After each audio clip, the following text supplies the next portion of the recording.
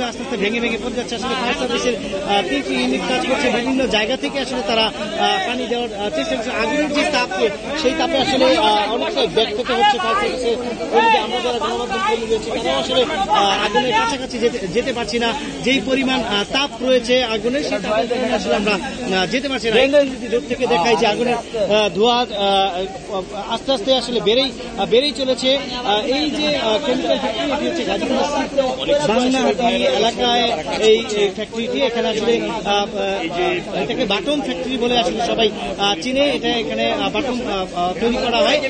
সেই জায়গাতে আসলে দুপুর 1টার সময় আসলে এই আগুনের ঘটনা ঘটেছে বলে জানিয়েছেন এখানকার যারা কর্মরত হয়েছেন তারা এবং এলাকার স্থানীয় ব্যক্তি। অনেকেই বলছে যে বয়লার বিস্ফোরণ হয়েছে, সেটিও আসলে এখনো ফায়ার সার্ভিস নিশ্চিত করে বলতে পারছেন আসলে কিসে থেকে আগুনের ঘটনাটি ঘটেছে। যারা রয়েছেন এখানে তারা নিয়ন্ত্রণ করার জন্য চেষ্টা করে যাচ্ছেন। স্থানীয় যারা রয়েছেন তারাও কিন্তু আসলে দেখায় যে এই যে ফ্যাক্টরির যে শেডগুলো রয়েছে, ম্যাক্সিমাম 3 থেকে 4টি শেড পুরো একেবারেই পুড়ে গিয়েছে এবং সেই শেডগুলো ভেঙে পড়ে গিয়েছে। বিভিন্ন দেয়াল কিন্তু আসলে ফেটে গিয়ে আসলে ধসে গিয়েছে। সেক্ষেত্রে আসলে ফায়ার সার্ভিস তারা দূর থেকে আসলে পানি দেওয়ার চেষ্টা করছে। আসলে আগুনের যে তাপ, সেই তাপে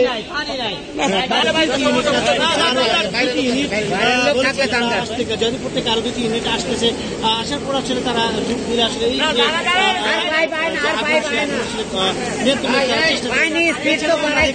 এই যে কারখানার আশেপাশে যে বাড়িগুলো রয়েছে, সেই বাড়িগুলোর মানুষগুলো আসলে তাদের ঘরের যে আসবাবপত্র সেগুলো নিয়ে ঘর থেকে তারা বের হয়ে গিয়েছে।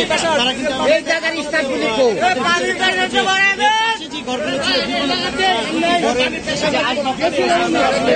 বের করতে পারেনি, সেখান থেকে আসলে তারা আসবাবপত্র যেগুলো বের করতে পেরেছে এখান থেকে নিয়ে গিয়ে একটি মাঠে তারা অবস্থান করছে। তারা সেই জায়গায় তাদের ঘরের আসবাবপত্র তারা ঘর ছেড়ে আসলে বাইরে অবস্থান করছেন। এই যে যারা এইখানকার স্থানীয় যারা বাসিন্দা, এই কারখানার পাশে যারা বসবাস করছে, তারা আসলে ভয়ে ঘর থেকে বেরিয়ে একটি খোলা মাঠে কিন্তু অবস্থান করছে। আমরা কিন্তু সেই দৃশ্য কিন্তু দেখেছি। সেই দৃশ্য দেখার পরে আমরা আসলে তাদের সাথে কথা বলেছি। আগুনের যে ভয়াবহতা এবং আগুনের যে লেগে পর্যায়ক্রমে বেড়ে চলেছে, তারা ভয়ে ঘর থেকে বের হয়ে গিয়েছে।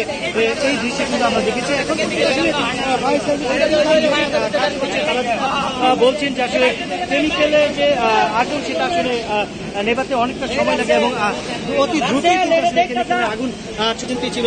সেই ঘরে একদম পুরো টিন শেডগুলো একদম দমড়ে মুচড়ে গিয়েছে এবং এখানে আসলে কেমিক্যালের একটি ড্রাম ছিল, সেটা বিস্ফোরণ হওয়ার কারণে পুরো ঘরের ছাউনিটাই আসলে উড়ে গিয়েছে। আমরা দেখেছি জায়গায় আসলে টিন শেড যে ছিল, টিন শেড উড়ে গিয়েছে। আপনি একটু যদি দেখাতে চাই, গাছের উপরে কিন্তু আসলে টিন শেড দেখা যাচ্ছে যে বিস্ফোরণ হওয়ার কারণে যে টিন শেডটি আসলে উড়ে গিয়ে গাছের উপরে পড়েছে। এই যে ভয়াবহতা, সেটা আসলে সবাইকেই আসলে এখান থেকে আসলে অনেক নিরাপত্তায় থাকার জন্য আসলে আইন শৃঙ্খলা বাহিনী বলছেন, সবাইকে বলছেন যে আসলে যে নিরাপদে থাকা, যে কোনো ধরনের বিস্ফোরণ ঘটতে পারে, বড় ধরনের ঘটনা ঘটতে পারে, তার জন্য সবাইকে সচেতন থাকতে বলছেন ফায়ার সার্ভিস এবং আইন শৃঙ্খলা বাহিনী। আপনি দেখতে পাচ্ছেন একটু কাছ থেকে যদি দেখায় যে ড্রামগুলো রয়েছে, সেই ড্রামগুলো যেখানে পুড়ে গিয়ে একেবারেই বিস্ফোরণ হওয়ার পরে আসলে সেই ড্রামগুলো আসলে পুড়ে গিয়েছে। দেখাতে যদি চাই যে কেমিক্যালের ড্রামগুলো, সেই ড্রামগুলো এই যে আগুন লাগার কারণে সেই ড্রামগুলো বিস্ফোরণ হয়েছে। দেখতেই পাচ্ছেন যে কেমিক্যালের ড্রামগুলো সেগুলো আসলে পর্যায়ক্রমেই বিস্ফোরণ হয়েছে। বিকট আওয়াজ হয়েছে মানুষের, এই বিকট আওয়াজে মানুষের ভিতরে একটি আতঙ্ক হয়েছে।